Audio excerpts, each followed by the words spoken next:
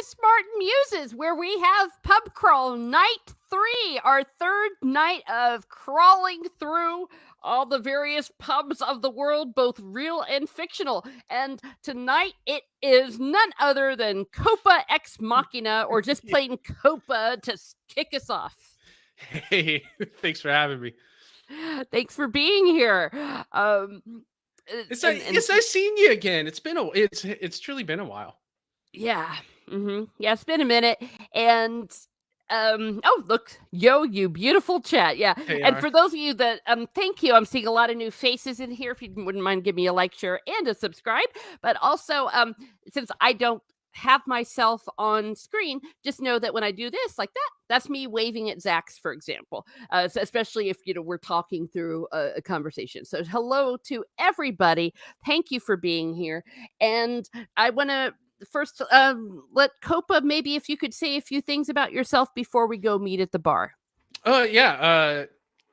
I'm Copa. I originally worked in Hollywood as a script doctor and an editor, and then I left that beautiful shanty of a town to pursue a different life in writing books. And I'm still editing today too, but mostly I'm writing books. And now I have my own YouTube channel. Yay! Yeah. Wow. Yeah. Oh, cool. So would you write fiction or nonfiction? Oh, fiction. Yeah. I love just lying my ass off to everybody. So I'm not going to write nonfiction. If I write an autobiography, it's just going to be nonfiction the entire time. Oh, okay, fair enough. Okay, yeah, I'm a nonfiction writer, so that's my love. So, yeah, and I've been doing that for quite a while. What do you write? What do you write nonfiction wise? Essays. I'm an essayist, and historical essays have been published somewhere, wonderful. which I won't say. So yeah, to keep. But yeah. So that's what I do. I'm a historian. That's one of my degrees is in history, and I got lucky. I got a lucky break. So that's the rest. You need to be at the right place at the right time. So that's what I do, or have done. I'm currently not publishing any new essays, except maybe on the websites every now and then. Like I did one for Jay on his Jay Walking the Planet, Drunk 3PO. I did on Dingle in Ireland, like some tourist things so you might see a few things around. But I could tell I could tell that's what you're into, being an essayist, because that Sofage video, whoo, I watch that about every 2 weeks. Oh, I'm waiting for part 2. Yes, I need part 2. You teased me with part 1 for like a year, and I was like, okay. I'm sure it's coming. And you're like, trust me, it's coming. And then finally I get part 1. Like you drop that. And now I got to wait for part 2. But I mean, everybody in the chat, if you haven't seen this Sofage video, Miss Martin Muses, Teresa, you could describe it better than I can, but it's the hand gestures they use in Close Encounters. And she goes into great detail on breaking all that down and the history of it and everything. And it's just a fascinating, 8-9 minute piece? Yes. It's fantastic. Well, thank you. I really do appreciate that. And to be completely accurate, it was 7 months. It wasn't a year to put that together. And what made it so difficult was you have to break something like that down so that someone that, say, is an expert in it, that is a Kodai certified in Kodai, for example, who's been doing it their whole lives, can understand it and appreciate it, and someone that's never even heard about it can also appreciate it. So it was breaking that down, and the copyright, finding ways around copyright to do it correctly. And just to give a little bit of a teaser, everyone, I do a little bit of an audiation trick in it. I don't know if you caught that, but I never played the sequence. No, you never did. But I would let you hear it in your head. And it was what I did with visual and audio. So thank you for the tease there. And I am working on the second one. Okay. But it's tricky. And because of things that are going on and the scholarship that needs to be double checked on it as well. But thank you for the plug. And speaking of plugs, well, you're plugging the fictional place where we are meeting, and it is none other than Double Deuce. The Double Deuce. Yeah, there we Oh are. yeah. I mean, mullets and spin kicks, you can't go wrong. So here we are, everybody. Let's drink and do some karate. Okay, nice. And of course, Double Deuce is the bar from Roadhouse with the late great Patrick Swayze. Yes. It was either this or the titty twister from from from Dusk Till Dawn, but I didn't want to put you through announcing that one. So Oh, uh, okay, fair it's enough. the Double Deuce. The Double Deuce, and of course, I just want to say double douche. It's By that's the end something of the I night, talk that's about what a you're going to lot. be calling me. I guarantee it. Yeah.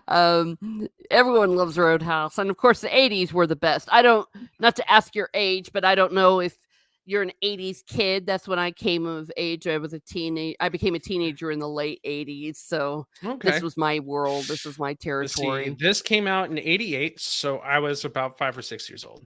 I was Oh born my in goodness. '82. And I remember everybody hating it. I remember everybody thinking it was a bad movie. Mhm. And it grew this like cult status over the years. But I agree with you. Like my assumption or my theory is that the action film died when they started cutting the mullets. So the bigger the mullet, the better the action film. And then like you got into the mid 90s and everybody like dropped the mullet and the action film genre just plummeted. Like you don't get too many good action films like this anymore.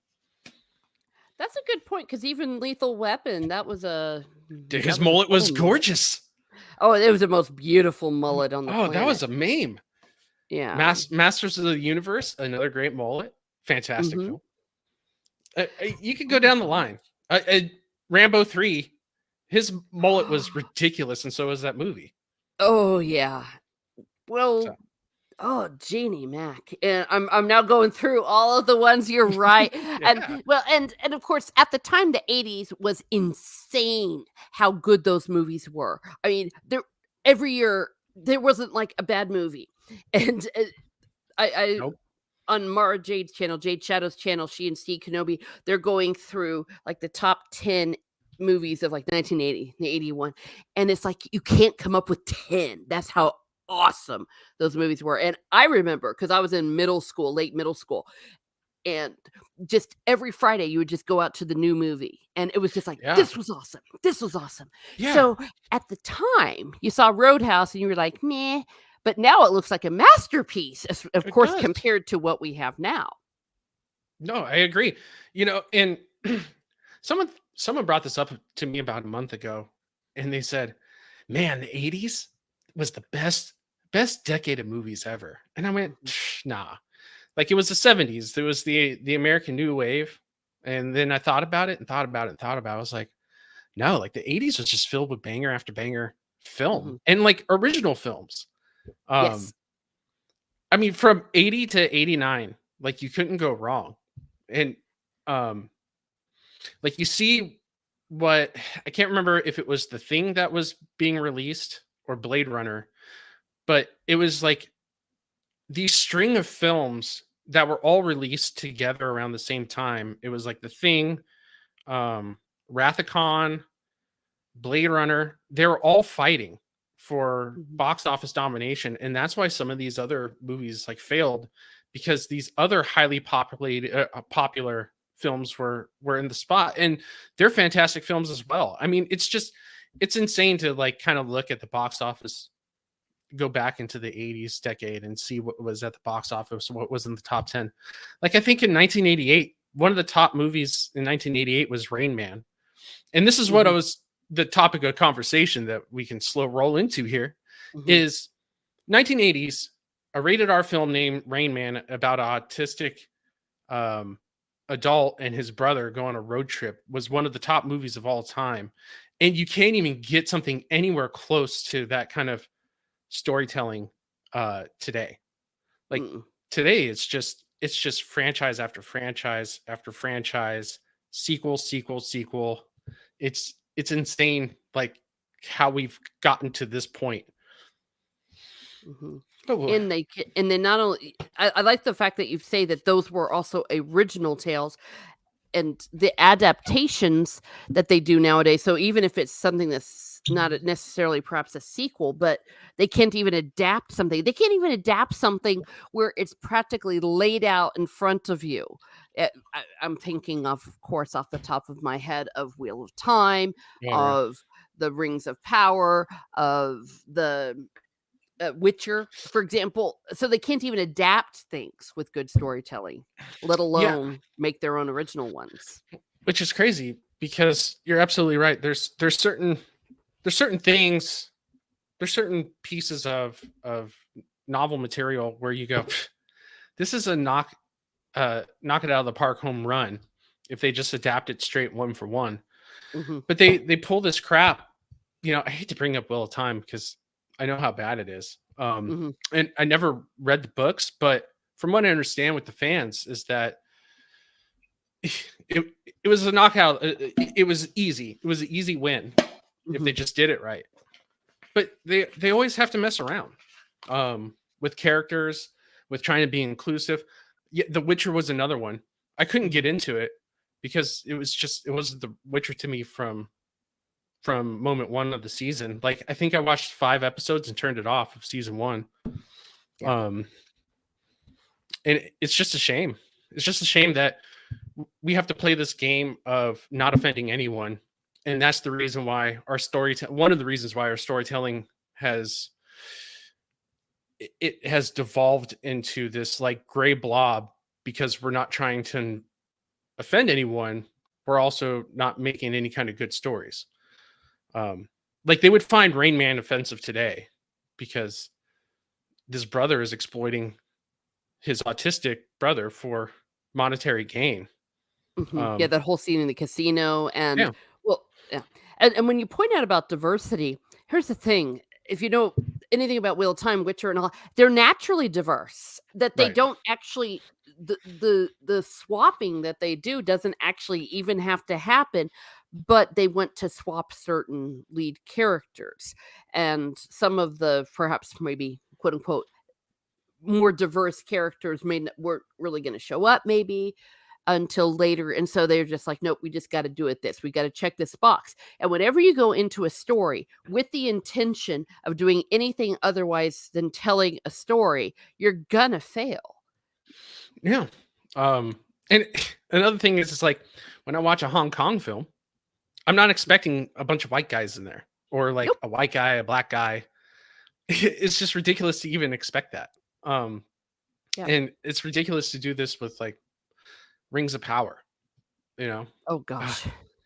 See, Well, I of mean, course, Rings of Power just took it to a whole other level because they didn't even adapt it from Tolkien. They just got the rights basically to the names, and they thought, well, people will just show up wait, because they didn't have the adaptation rights to Cimmerillion. They just had nope.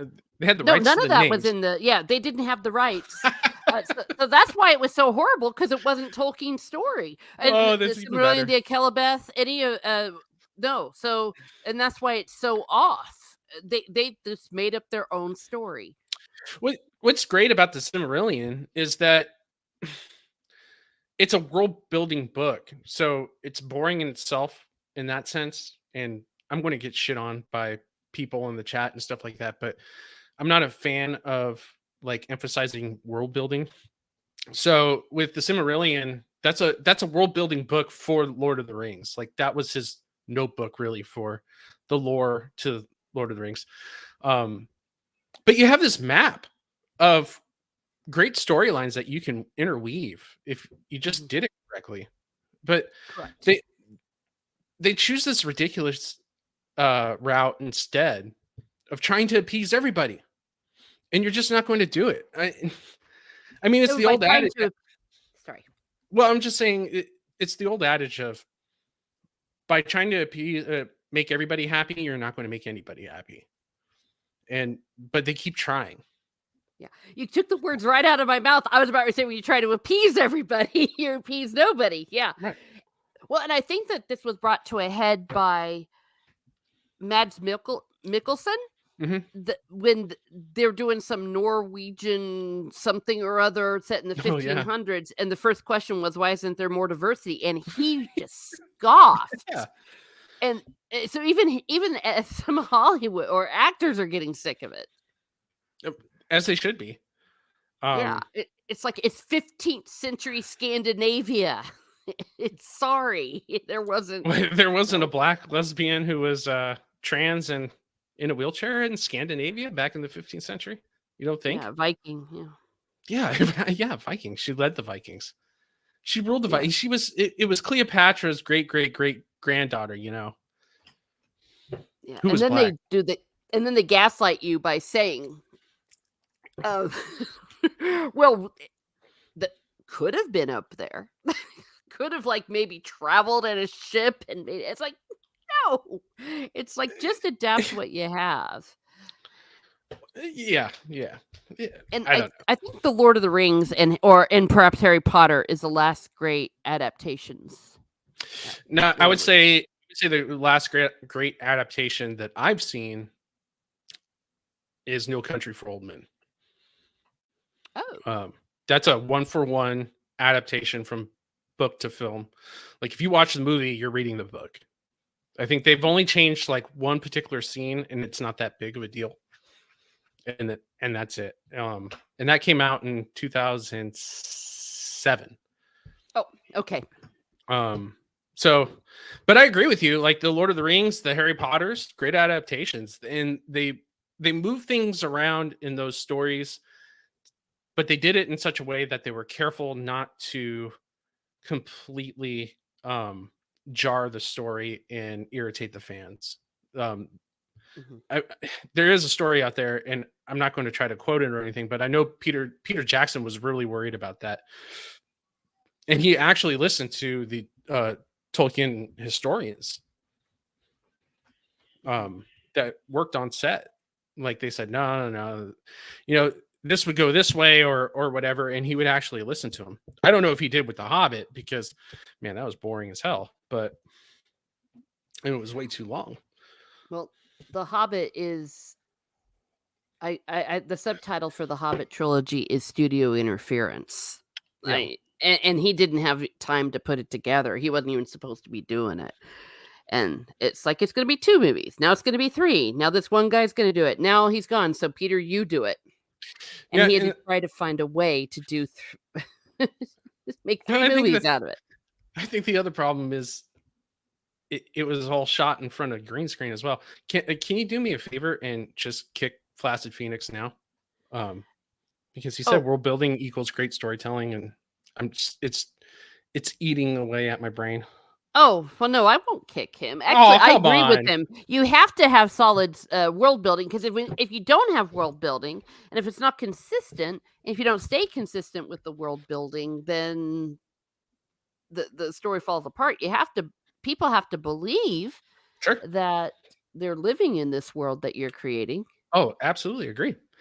The characters build the world, though. It's not the other way around. I think with modern storytellers, and especially with in the fantasy genre, they emphasize world building over character building. Um, so you have a lot of these books that just it's like chapter after chapter of building these worlds, but nobody's living in them really. It's just it's a crazy amount of stuff instead of moving the plot forward with characters and building them up and just having them live throughout this world. A perfect like world build to me is the newest One Piece. If anybody's watched it, the live action One Piece does a great job with world building because it's 1 or 2 episodes, boom, boom, boom.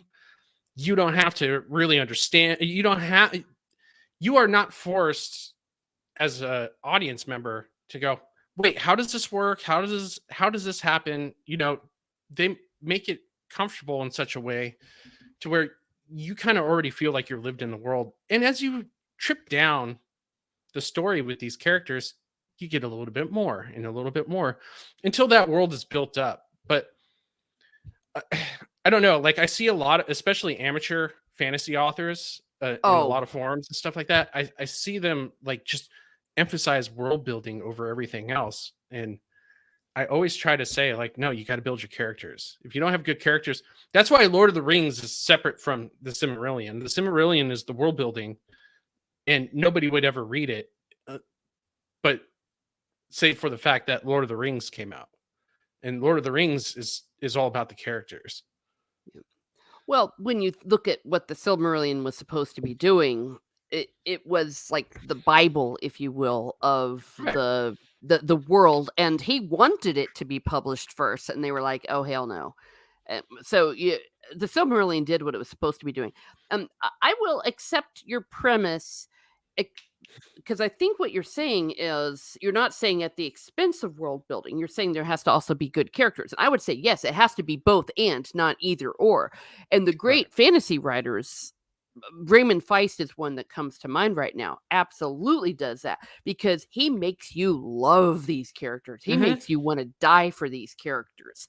And so you're just saying world building, but if you don't have a character that people want to see live in this world, there is no point. Yeah. I see Yeah. somebody like George R.R. Martin go through great lengths and trouble to build a world when I'm sitting there reading the book and going, dude, I just want to move forward with these characters, and you can explain the lore in a much concise tone, which he doesn't do, and that irritates me. But he's written such compelling characters at the same time that it still drives me to read the story even further. Mhm. So yeah, I think there's a balance that needs to be struck, but I see him in modern writing, especially people who want to write specifically fantasy. I mean, that's I don't understand why they're so fixated on the world they want to build when they should be just fixated on the characters and the human story that they want to tell. Yeah, you have to have a story. I've changed also my attitude a little bit to what you said because I was taking umbrage when you said amateur writer. So you're not talking about the great fantasy writers here, and because the part of what made those great fantasy writers great is because of that. So you're talking about maybe up and coming writers, like people that maybe want to be writers. Yeah, and there's also some professional writers that emphasize world building as well, but um I see it talked about more and more, Mhm. the emphasis on world building, and I just think that's the wrong emphasis to have when you're trying to tell a story. If you want to build a world, great. Like if you want to sit there and write 210 pages of world building and you enjoy yourself and you want to put it out there, have at it. And if people enjoy it, oh my god, even better. Like I hope you become a bestseller. It's just not Mhm. something I agree with in terms of like great storytelling, Yeah. in my opinion. But if, like I said, like I've tried to read the Silmarillion and it's a hard read for me Yeah. Well, because like I said again, it's not really supposed to be that kind of a story. So right, I think people sometimes, if they don't know the background, I'm not necessarily talking about you. I'm talking in general. They don't know what the Silmarillion's supposed to be, and they think they're going to get the Lord of the Rings or even the right. Hobbit. It's like you're not. No, You're no, not no, going to no. get it. And remember, it was even published posthumously, because in many ways, Tolkien didn't quite get it to where he wanted it to be.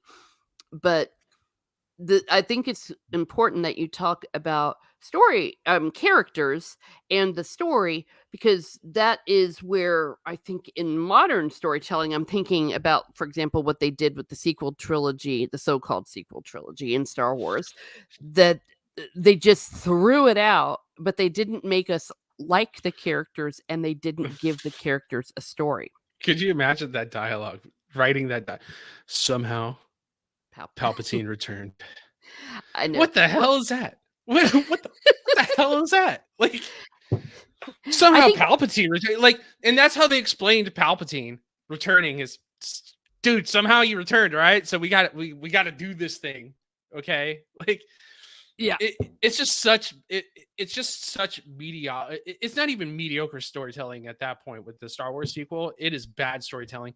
J.J. Abrams is one of the greatest magicians to ever be behind a camera, not because he's good at directing, but he's good at tricking people into thinking that he's putting out a good movie. Mhm. That original sequel trilogy film, Force Awakens, is one of the biggest pieces of crap I've ever seen. It is just practically a shot for shot remake of A New Hope. And Mhm. people were just going nuts. They're like, yes, Star Wars is back. And I'm like, what do you mean? You've seen this one already. Instead of a giant Death Star, it's a planet now? Like, you're out of your mind. But that being said, I did get through it. And while I was screaming and kicking all the way through it, I was like, okay, whatever. It's there. It's fine. It's mediocre at best, but it's whatever. It wasn't until Yeah. The Last Jedi is when I think we all, as fans of Star Wars, collectively lost our shit. Um, I Yeah. think that was the one where we just looked at this, and I look back on The Last Jedi now, and I think Ryan Johnson, from start to finish with that film, was trolling Star Wars fans. I don't think he likes Star Wars fans at all. No. I don't think he is one. I think he's hated Star Wars, and I think it was the biggest troll job ever in the history of film. Yes. And, well, and then I have my theory, which is that everything he did was revenge because people like Mark Hamill and the actors, the good-looking, the athletic, the cool people in high school beat him up in the locker room, so he wanted to get revenge, so he humiliated all those actors because they reminded me of the people that beat him up when he was in he must middle have had, school. he must have asked that entire cast to be in one of his films prior to directing Star Wars, and then when he got his chance, he was like, "Ooh, I'm gonna mess you up. We'll mess you Exactly. up big time." Yeah, it was a troll job. Well, when you say, we're talking about the fact that modern storytelling has kind of dropped the ball, fallen apart. You're you've mentioned that they're not focusing on story, they're not focusing on the characters, and what particularly, if you were to say, like, one thing that could change to turn all this around, what would you say? Um, in the negative tone, I would say stop copying other films and um start telling human dramas again. I think Mhm. we've gotten to the point now with films where we're looking at the old films and going, man, that's cool. I wish I could remake it, and they do. And like case in point, Joker with Joaquin Phoenix, good movie, but it's just a poor man's Taxi Driver, and it adds nothing to what Taxi Driver already built. Um, Mhm. so it's things like that where I go, yeah, it was a cool film. Just what can you add to it? Um, Mhm. because with storytelling, um, it especially with filmmaking, it's it's not what the movie's about, but how it's about it. So there's only certain ways you can tell a story, and there's only an X amount of stories you can tell. So Mhm. instead of like once again like Joker taking Taxi Driver, and the other one was that it borrowed from heavily was another Scorsese film that not many people know about, which is uh, King of Comedy. He It was a mashup of those two, and it was great, and I was entertained by it, and I think Joaquin Phoenix's performance in it was fantastic. But at the same time, the story itself didn't build on what specifically Taxi Driver already established. So I think that is lesson number one. Is I think a lot of writers these days, especially screenwriters, they've lost their way in the sense of we're going to tell human dramas or human tragedies or human comedies, and instead they look at previous films, they go, because they went to film school for 4 years, and they go, oh man, yeah, I really enjoyed Doctor Strangelove. We should remake Doctor Strangelove, but in a modern setting. And it's like, well, what are you adding? Yeah, are you adding more humor to it? Are you well executed movies that are not fully original? That's another Yeah. one. That's another thing too, is the creator. The creator, you watch the creator, and it's just this amalgamation of all this super cool sci-fi films of your childhood. And it's good. It's all right. It's mediocre at best. But the creator is going to be forgotten about in about 2 months, 3 months. Like no one's going to, in about 2 years, it's going to be, what was that movie again? Oh yeah, Creator. I think the only thing that's special about the Creator is the fact that it was done so cheaply, and it showed movies like you see with Marvel and stuff like that. It showed them that their mega budgets are worthless because the effects in that film is just out of this world. It's out of its mind in terms of effects. Yeah. And this whole thing about the world that we're also living in, because you mentioned when you suggested the topic, about the mediocrity of modern storytelling, and as part of the dumbing down and what it does to people, this creative bankrupt society we live in. Like, so how do you come up with something original? Well, that's the thing, is what's originality? It especially when it comes to storytelling, you're actually being original is going to be really hard. That's like a really hard thing to do, is to sit down and go, I'm writing something completely original. So your best bet is to retell a story. But the thing of it is, the crux of it is not to retell the story the same way it was already told. That what you need to do, once you lock in on how you want to tell your story, or you got some kind of idea of where you want to go, that what needs to happen after that is you go, what am I adding to it? Or what's the new spin that can happen? Like, you take, for instance, once again, Taxi Driver. Like, maybe instead of Travis Bickle blowing away the brothel at the end, it gets flipped around, and maybe he gets healthy at the end or something. I don't know. But the case in point is that would be your starting point, is what am I adding to this story that I want to tell? I don't think that kind of thought process happens anymore.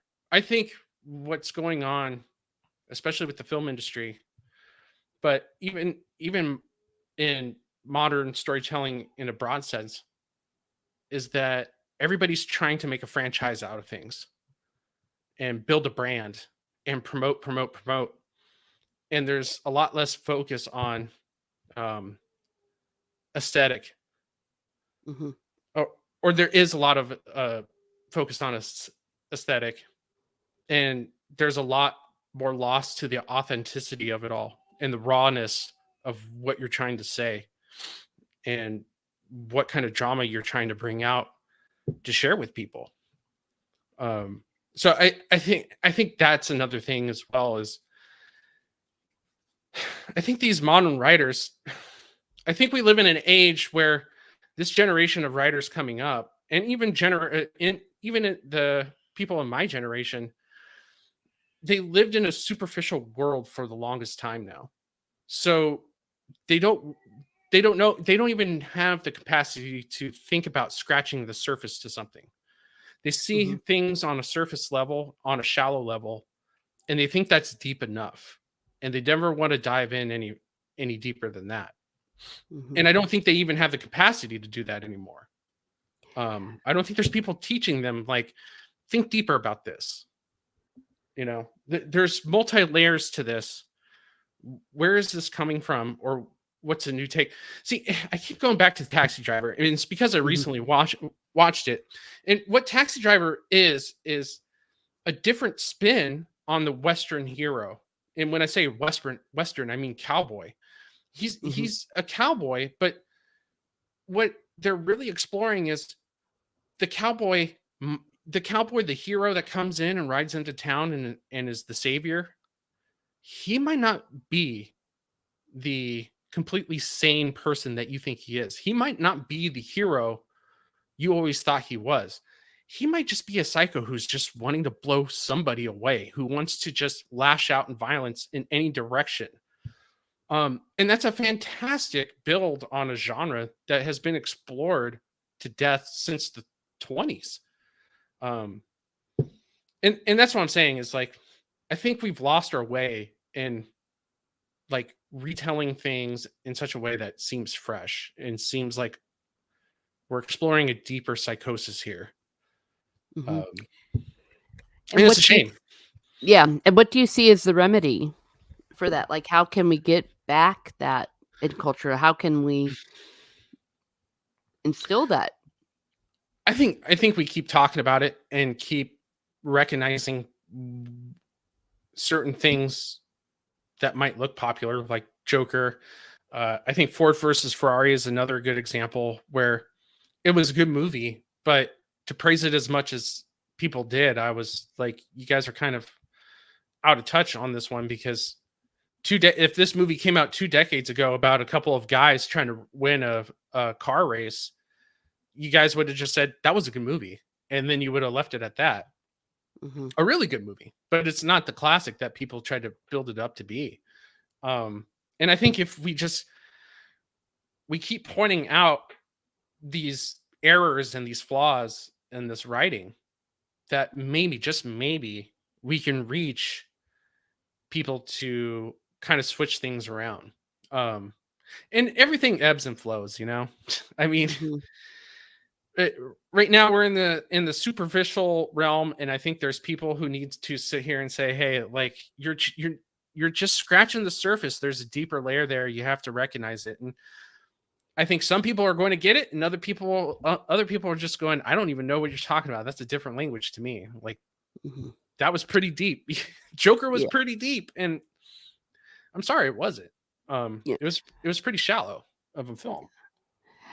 So to go deeper into that, then what I what is this inner culture that seems that people are incapable of doing so? Like, you're talking about, like, instilling an awe and all of that. Because part of what you again, what we were originally talking about was the generation has been dumbed down. How do we bring back the undumbing of all of this?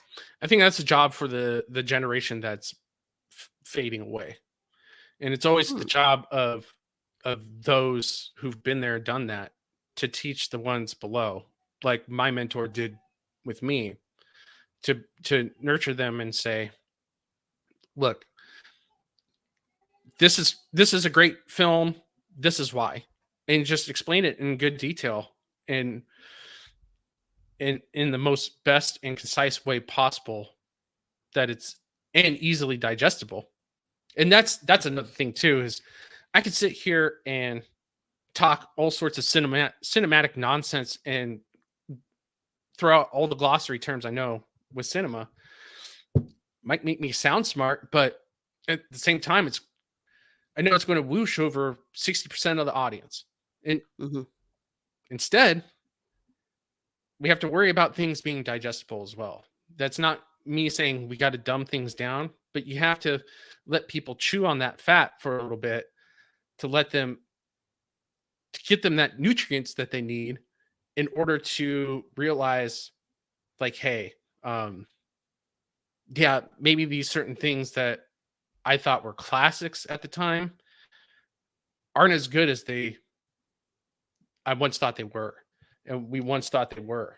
Um, there, I, it's kind of funny too because we live in a time where Steve Jobs. This is going to be an interesting string of thoughts here, mhm, but Steve Jobs made it really cool to have this sterile look of no dirt, no no fuzz on anything, you know, and um, it was really cool and artistic to just be as simple as possible, you know. And mhm. I think that kind of ingrained people's psyche for the last maybe 15 to 20 years of like everything needs to be sterile and like no dirt and scuzz on the film lens or anything like that, or in the story, you know, it's got to be it's sterile, clean, neat. And it's like, no, that's not humanity whatsoever. Humanity is flawed. Tolkien wrote this better than anybody else with Lord of the Rings. Lord of the Rings is one of the greatest tellings of flawed humanity ever. Everyone down the line.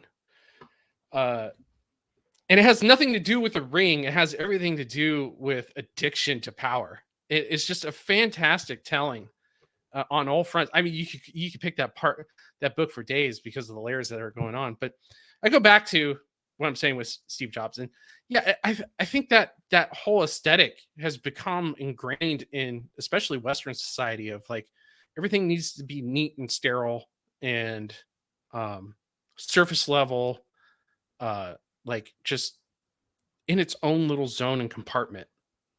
And I say we got to dirty up this image again. Yeah, and I think it's very fascinating that you say that about Tolkien, because he was raised on a steady diet of the greatest art, literature, music ever, because he was completely immersed in the pre-Vatican II Catholic Church, where you would just go to a mediocre, when I say mediocre, choir on a Sunday, and they're sitting there doing friggin' Gregorian chant. You know what I'm saying? And the quiet and the silence and the art. The art was beautiful then. And you also see that with others. You look at someone like, for example, Mozart, who was raised on a steady diet of Bach, of Beethoven, raised on a steady diet of Mozart, and the great artists who had Michelangelo. They always say that people that try to find artificial money, counterfeit, how they're trained before technology, they would have to look at authentic money.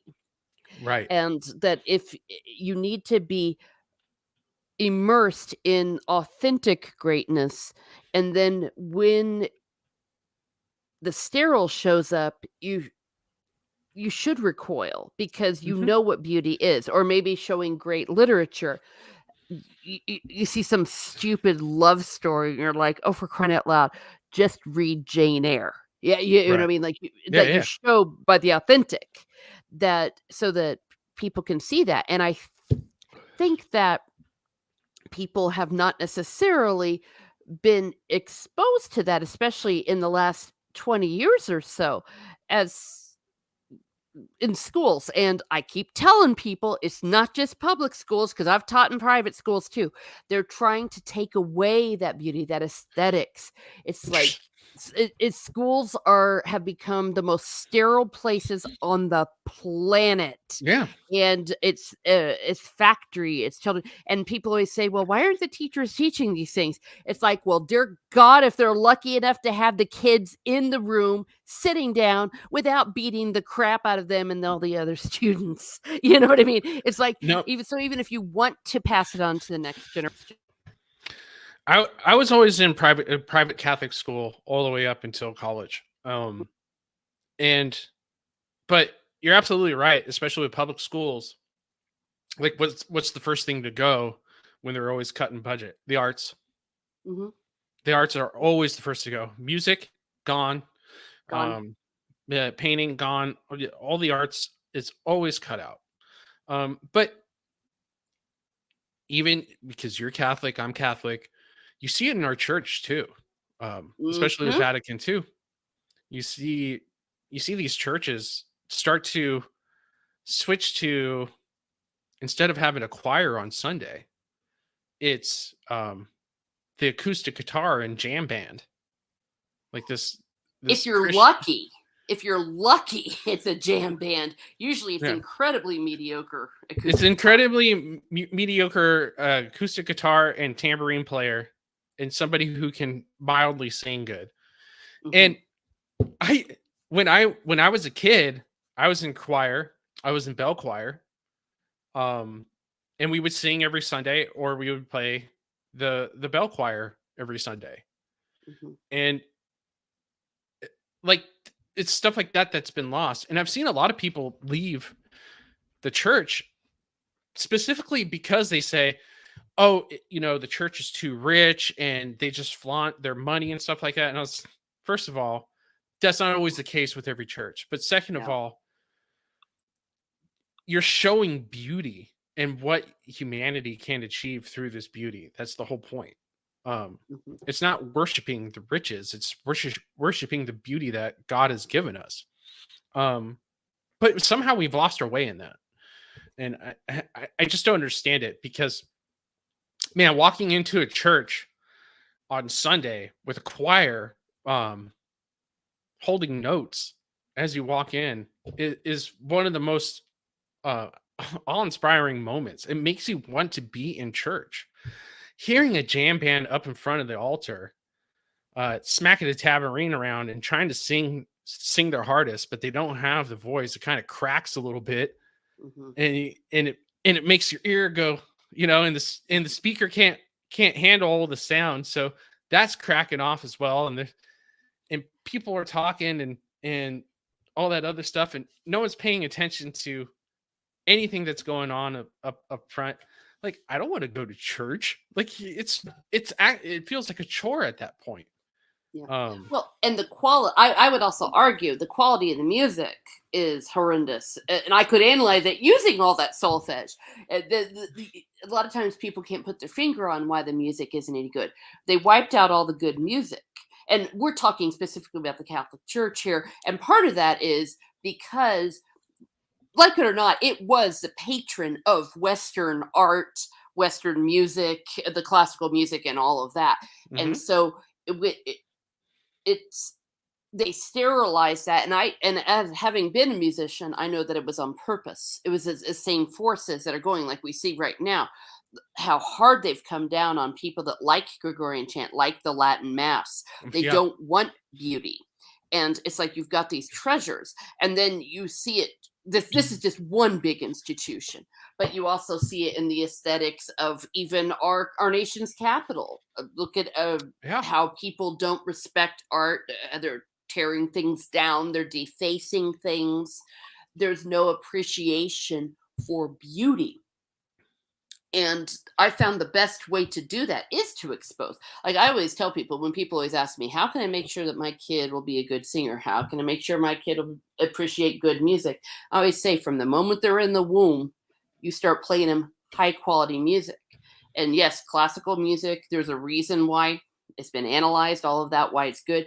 And the same thing with art. You start exposing them to good art. And that doesn't mean it has to be complicated. Great art can be at the very simplest level for little children. You look at folk songs, the children's folk songs, the good folk songs, Ring Around the Rosie. That is actually an incredibly complicated and aesthetic.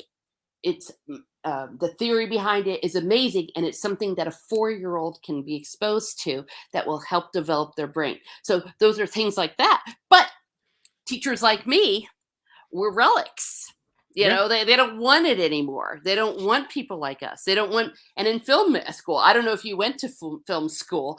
I've heard people try to go to film school and try to change it, and they're like, well, I'm not interested. Yeah, so I went to film school in let's see, I graduated film school in 2010. So it was the weird time in between film and digital, which pretty much parallels what we're talking about here, which is film being the scuzzy, grainy, dirty side of the image, and then digital being the really clean looking, sterile side of the image.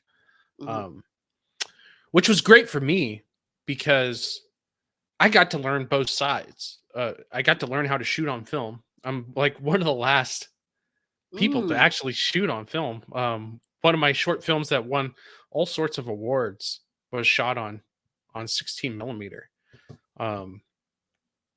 And I'd rather shoot on film. Or I see all these films today that use a digital camera, and let's say they're shooting a historical piece. It looks too clean. I look at the image and immediately go, digital camera, it's too clean. They didn't even try to dirty this image up to make it look like it was a part of this period. And it's things like that. But yeah, I went to film school at that time. But I was lucky enough to have teachers, like my screenwriting teacher, who came up during the American New Wave, and he was a part of that scene. And to teach me how to spot like multi-layered instances in films and stuff like that, and how to analyze film, and that's what I'm saying is they ingrained that on me, and I feel like it's my job now to ingrain that on the generation that's coming up, the Zoomers and my daughter's generation, whatever generation she's considered. I don't even know if she's considered a Zoomer, but I feel like that's the thing. That's the calling that I have, especially with my YouTube channel, is to point these things out. And to go back to the creator review that I did, I saw people praise it. Like I never write a review or listen to a review as I'm writing it. So I wrote the review, and then I went back and watched the reviews, and I saw a bunch of people just praising it for just the reason that it was original. And it's that kind of thought process where I'm like, man, we're going down a dark path where, because it's original, deserves its own praise. That's the kind of thinking that I was scared that we're going to be having here. And I think we're there. I think we're at that moment where something original comes along and we're blown away by it because, wow, it's original. And I'm not seeing it. And I hope to change my little portion of the community to realize that, hey, these things out here, the pendulum will shift as long as we stay strong and understand that we're living in a time where mediocrity is praised. The sterile is praised. And that's another thing too, is you watch these characters these days in modern films, and the characters are sterile.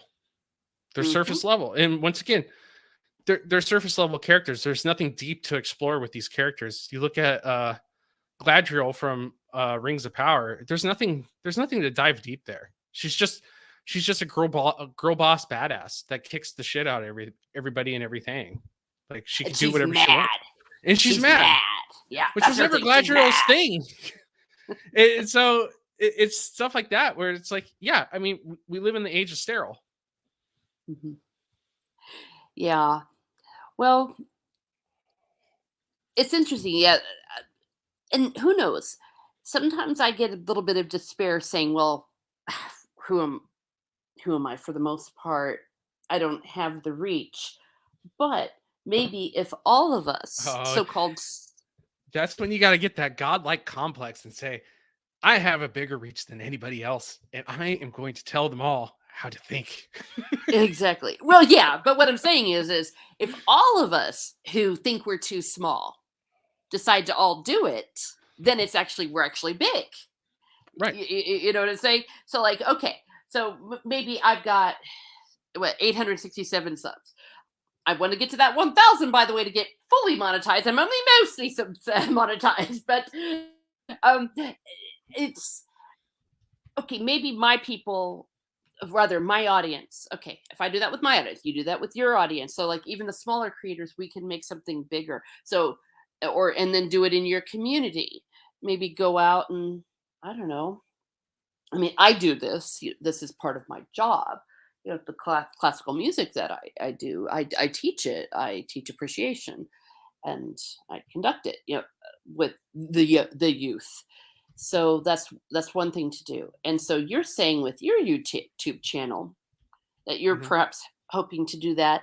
But if you were, say, someone were listening here that you wanted to tell them, okay, this is a sci-fi thing or a fantasy series or anything, a movie, aesthetic movie that you think will help influence them, could you maybe give some examples for them to start? Of course. Um, in terms of not being mediocre, is that what you're saying? Yeah, yeah. So, like, for example, like you said that you need to have someone to pass down. Well, let's just say that someone doesn't have a mentor, but they do have access. So, what would you like? I told you that I would lay out Mozart. You know what I mean? Listen to Mozart. Look at a Michelangelo. What would you say the kind of movies or even fantasy books that could start to form the younger generation instead of Yeah. dumbing them down to raise up their brains? Well, film wise, you could go with silent film generation.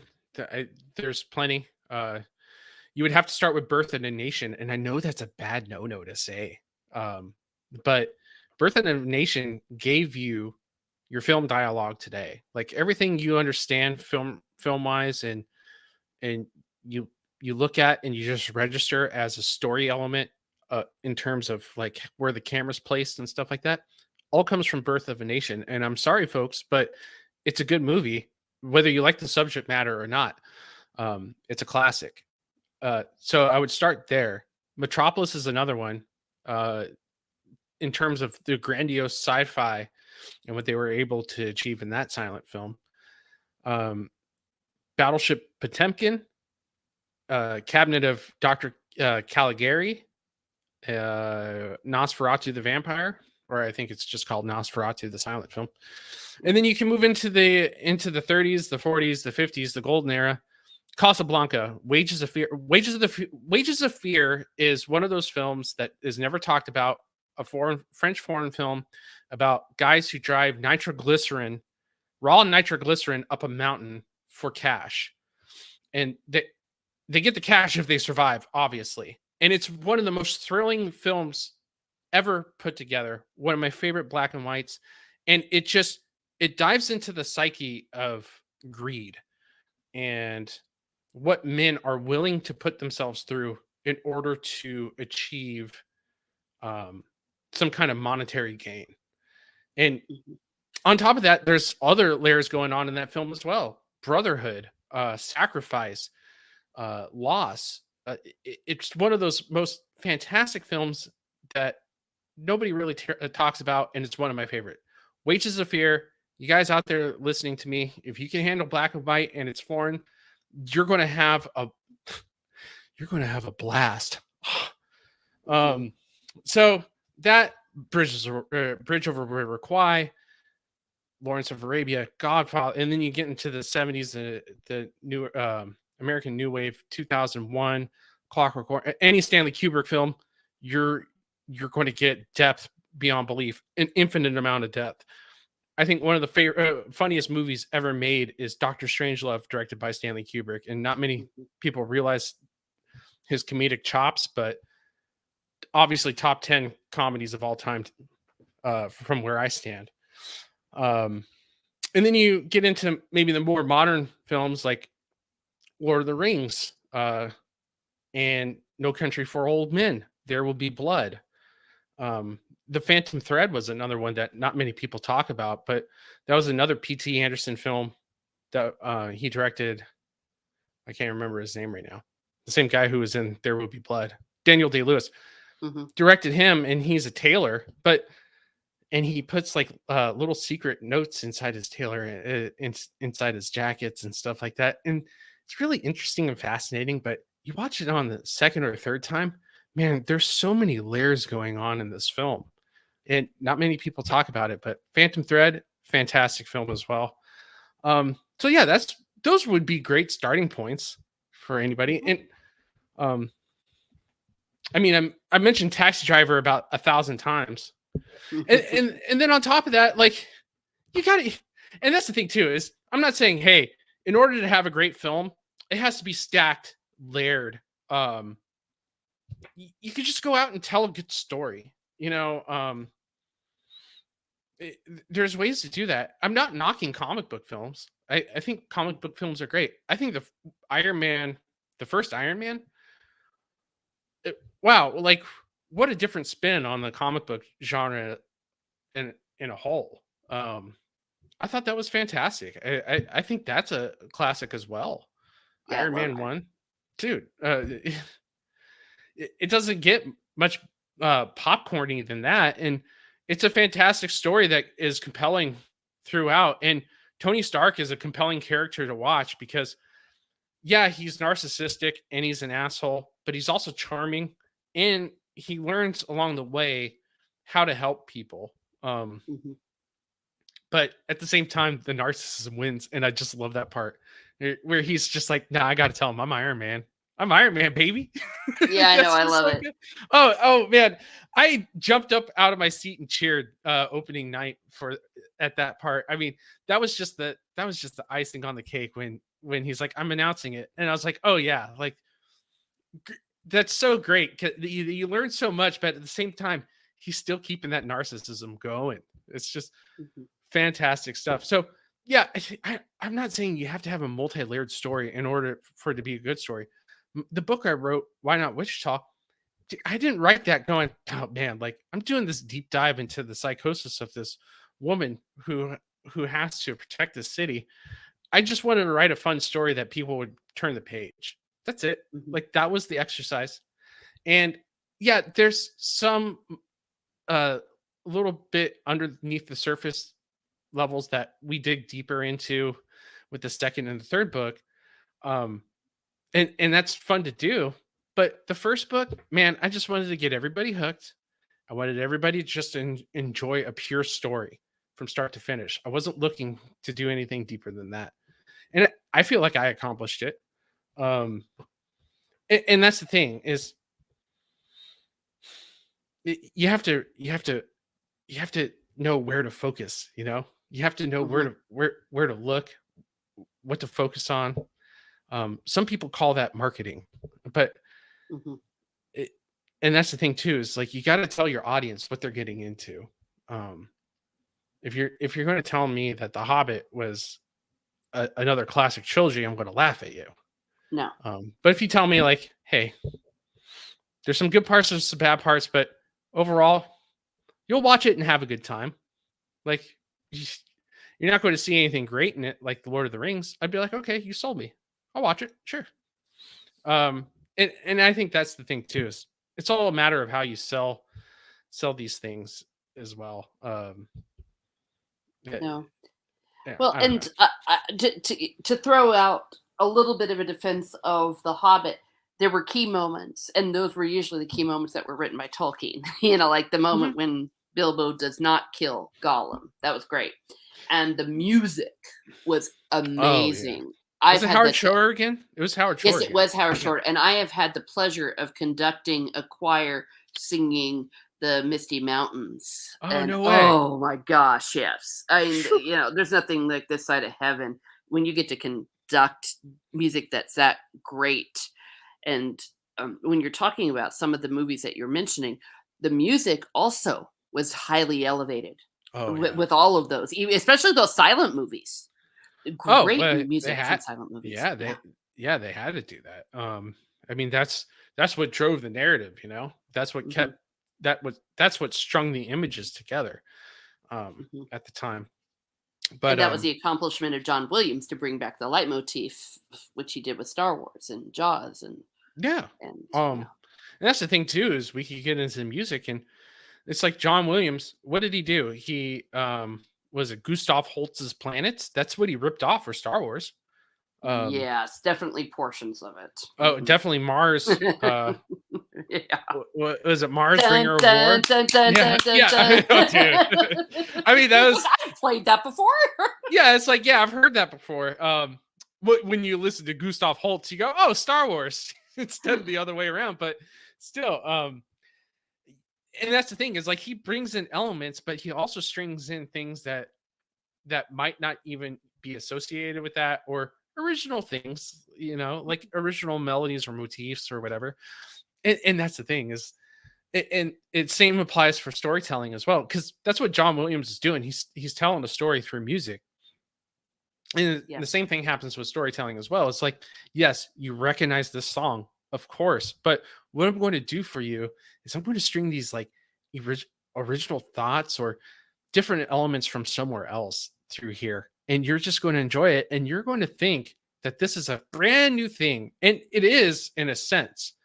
But at the same time, like, and I'm not saying this all happens consciously because it doesn't. You're doing this subconsciously. But And Android Weber says there are only so many notes on the keyboard, and he's right.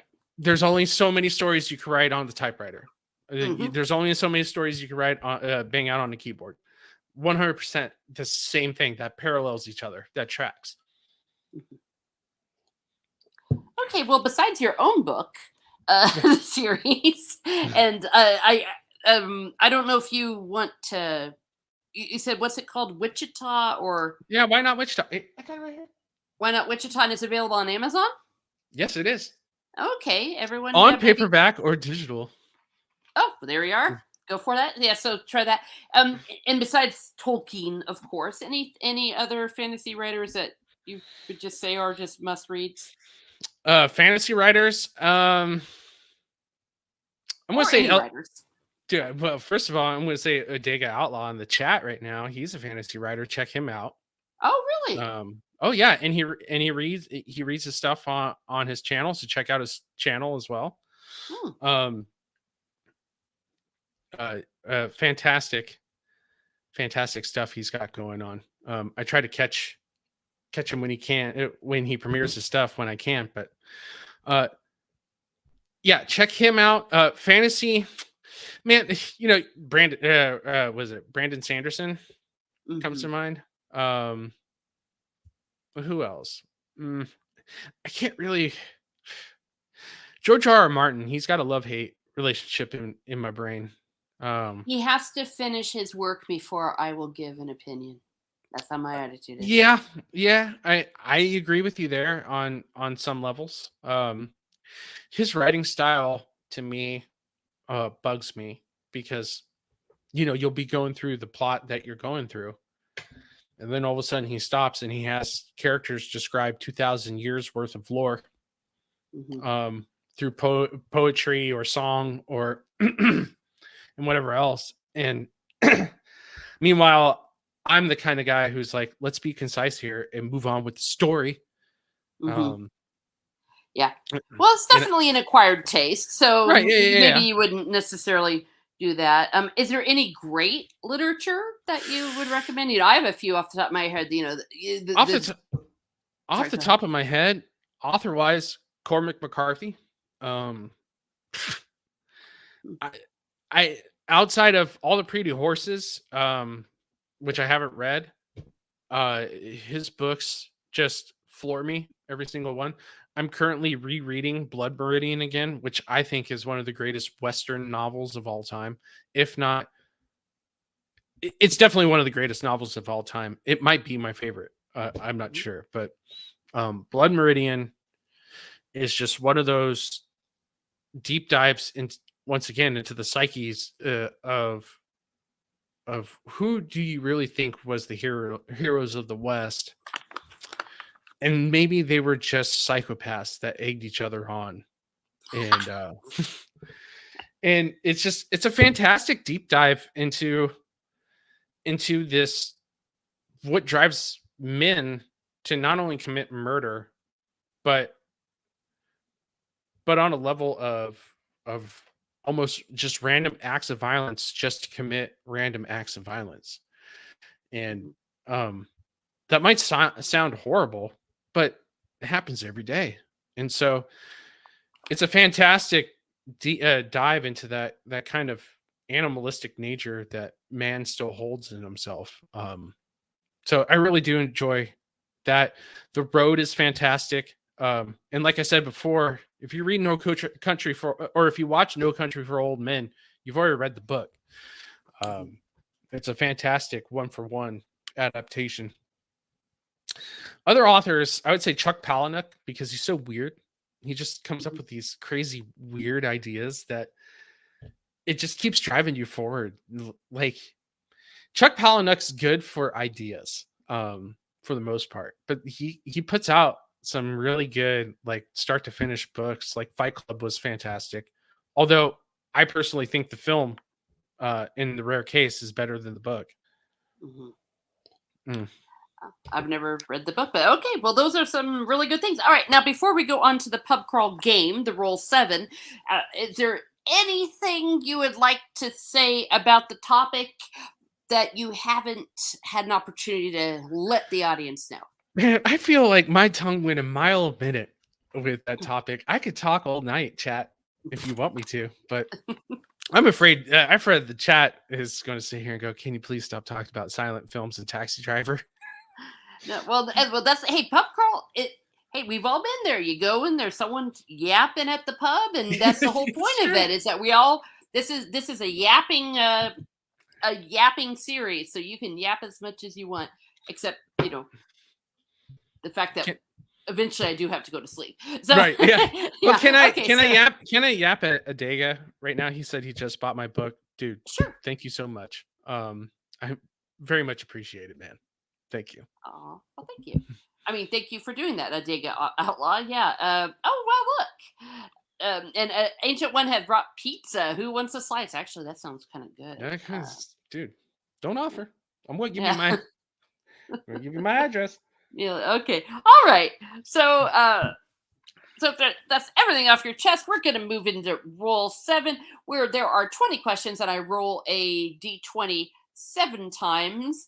And I encourage folks in the chat to participate as well. So let us begin. Where's my tower? I can't find my tower.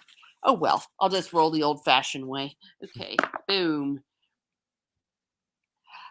If you didn't have to sleep, what would you do with the extra time? Right. That was easy. Mhm. Right and right and right. Yeah. Right. I, With peace and I quiet. with okay. So peace of Oh, quiet. That doesn't exist in my day and age anymore with the newborn. But that's true. so yeah. But before the schedule was wake up at 4:30 in the morning, make the coffee, sit down, and write until about 2 p.m. in the afternoon. And Nice. yeah, I mean, you want to talk about quiet and peace, and yeah, those days are gone. So Ah, okay. and So you would now it's flipped over. It's nighttime. 12 p.m. to about 3 or 4 is the right time. The nighttime is the right time. all right. Okay, so you would definitely take advantage of your not sleeping to write, and that Oh, is yeah. completely understandable. Here we go. Let's roll the next one. What are you most afraid of? What am I most afraid of?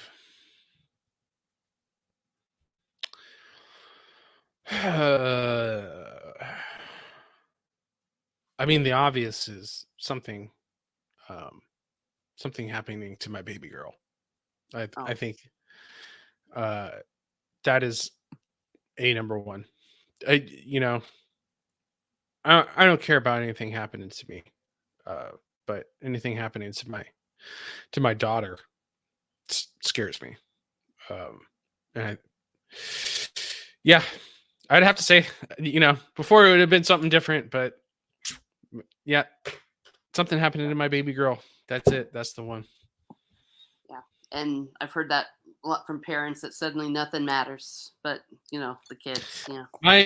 My health is only due to making sure she's okay. You know what Mhm. I mean? Yeah. Yeah. Alrighty. Well, roll number 3. Tell me something on your bucket list. On my bucket list is to wingsuit um skydive. So or base jump, I guess.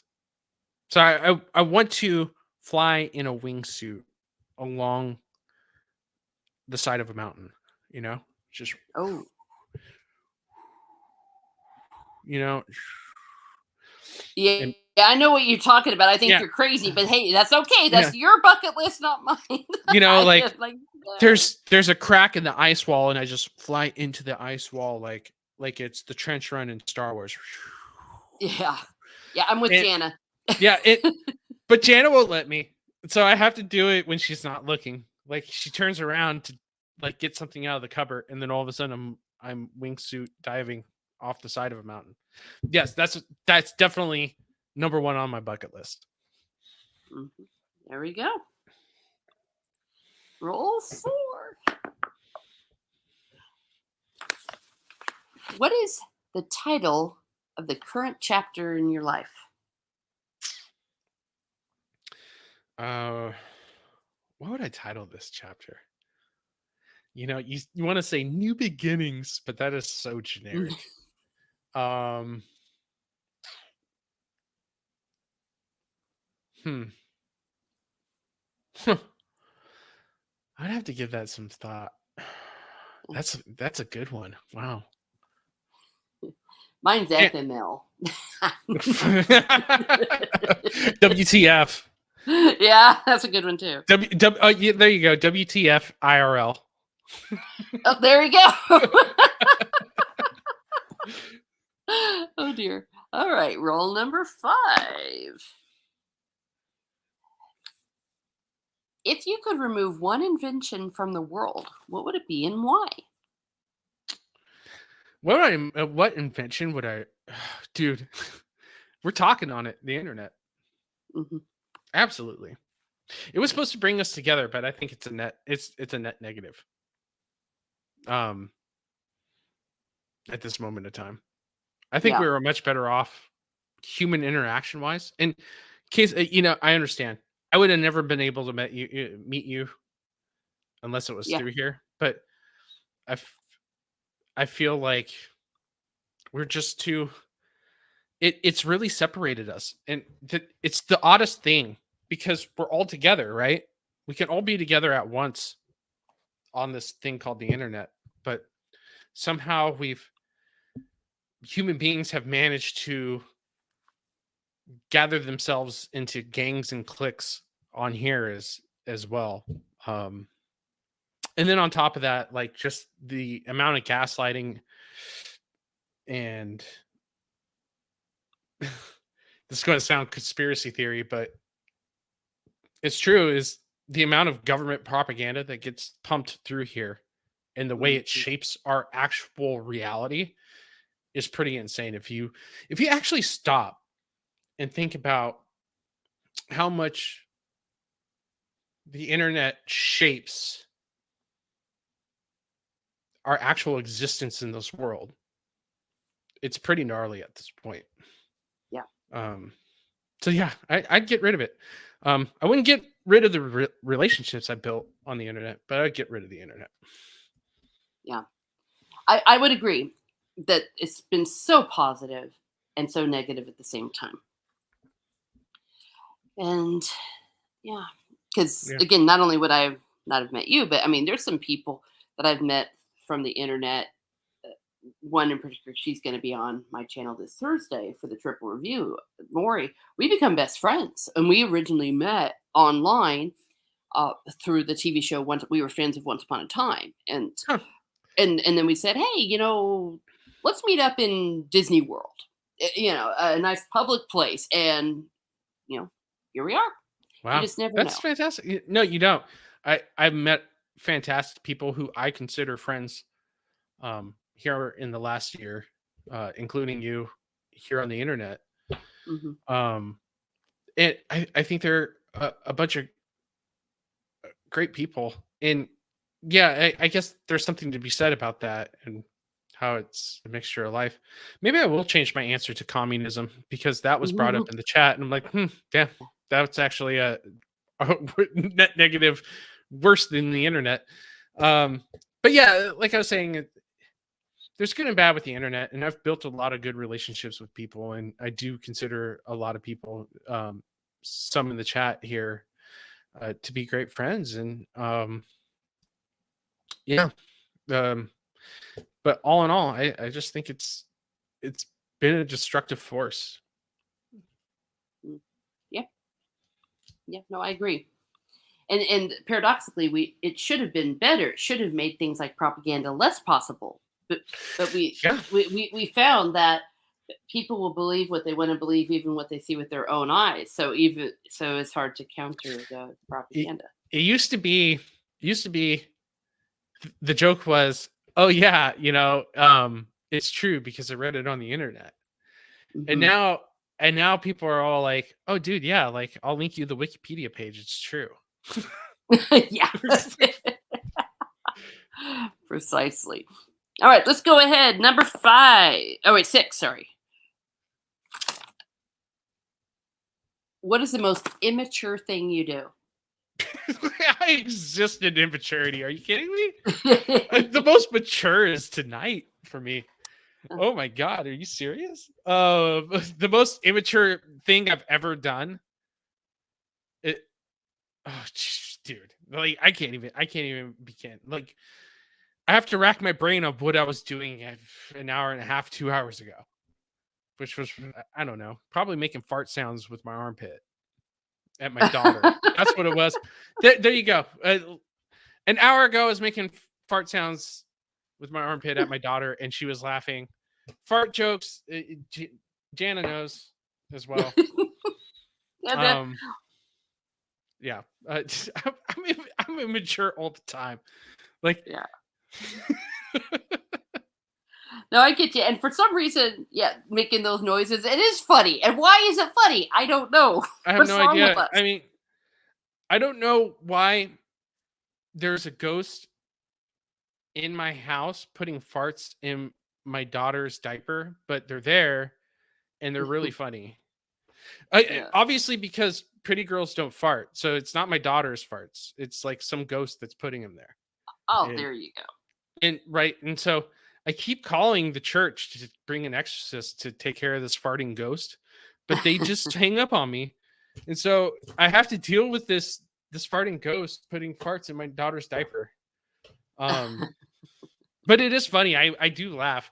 And maybe I won't bust this ghost after all because I do get a good laugh out of it. And she does too cuz when I laugh she laughs. So Aw. we have a moment. Oh, so cute. Yeah. I All have right. immature ghosts haunting me as well, Well, Teresa. so just in time for Halloween. Yeah. All right. And last but certainly not least, it is, what's the worst piece of advice you've ever been given? Hmm. Worst piece of advice I was ever given was yeah, the worst piece of advice I was ever given was he said, "Yeah, go ahead and touch it." And I'm not going to go any further there. Okay. There you go. There's my immature moment. Or what's the, yes, press that button, see what happens. Boom. I don't know. There you go, Jana said it. The worst advice I was ever given was follow rules. That's very There true. might be some truth to that. There is. Yeah, I've always been like, if you're a good person, good things will happen. I'm like, that's a lie. No, that's totally a lie. It's totally a lie. Yeah. Or But follow yeah, your dreams. It's like, oh no, my do god, something that's one that'll of make the money. yeah, a lot of the generic advices is like what's another one? Like if you put your mind to it, you could accomplish anything. No. Uh Yeah. I'm I'm legally blind. If I put my mind to it, I'm not joining NASA at Yeah. all ever. I've tried to put my mind to it and I couldn't even join a military branch because they wouldn't take my eyesight. So, no, I'm not putting my mind to it and going to accomplish some things. Okay, once again, it all depends on where you're going to put your line of sight at. If you focus on the right things, Uh, um, yeah, it's the, only up to you. There's yeah, that's not true. Oh, that is definitely not true. But yeah, I have to agree with Jana as well. Follow the rules. That's definitely bad advice to give me. Do not. Yeah. I'm such a bad rule follower. There is a specific way to tell me how to follow a rule. I have a very narrow path on people telling me how to do things and what to do. Um, it's quite interesting. But then you have me who also wanted to join the military. Um, but Oh. they say a lot of people in my particular personality category seek the military for certain particular reasons. Um, who have like a rebellious mind. But she's absolutely right. Like people who tell me to follow rules just irk me. I hate rule followers. Yeah. They're the worst. You hall monitors to tell me what to do. The best way to tell someone that doesn't like to be told what to do something is you tell them the opposite. Yeah. You tell them run, and then they'll walk. Right. Yeah. But then you get some smartass who starts realizing that game, and you're like, okay, so the rebellious thing to do is to actually run. And it becomes a cat and mouse game. It all depends if, like, especially when I was a kid and was a teacher, like if I liked you as a teacher or if you liked me, everything was copacetic, and like I would be like, okay, like I'll be nice to Miss Muses, okay? Like she tells me what to do, I do it because I really like her. But if it was like a teacher that particularly had a problem with me or whatever, oh, all things were out the window. Like I was problematic to a T. Like you couldn't tell me what to do. You told me to be quiet, I was talking. You told me to talk, I was quiet. And then if I realized that you're playing the reverse psychology game, man, I'd play it right back. I'd slap another reverse card down.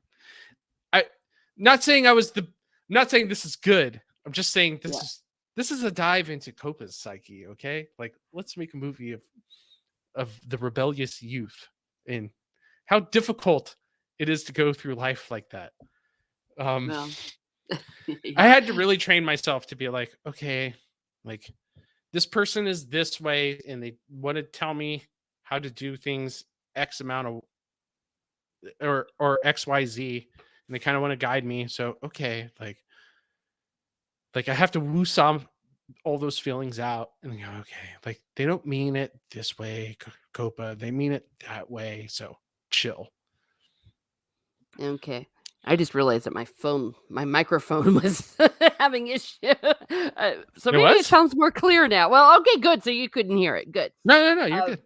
Yeah, okay. It's been a little bit wonky tonight. Well, excellent. So why don't that's our final question of the day. So why don't you tell us where we can find you? You can find me here at COPA Ex Machina, where I do movie reviews, TV reviews, video essays about the entertainment industry. And you can also find me on Twitter, where I just tweet. I just tweet random thoughts and stuff like that. And if you like the crazy talk that has came out of my mouth tonight, just come hang out on Twitter and you get 10 times that, because I'm really trying to behave myself here tonight because I really like Miss Martin Muses. I love Teresa, and I'm really trying to behave. Okay. I'm trying to be on my best behavior. So, okay. Well, thank you. So if you want to unhinged me, you can come follow me on Twitter and you can follow me on YouTube. Okay, well, fair enough. He has a padded room at St. Mary's. Well, interesting. Yeah, you learn something new every day. It's reserved. Yeah. Okay, and you can find me here in Miss Martin Muses, where I talk about what makes me laugh, makes me cry, makes me happy, makes me sad, or just really ticks me off.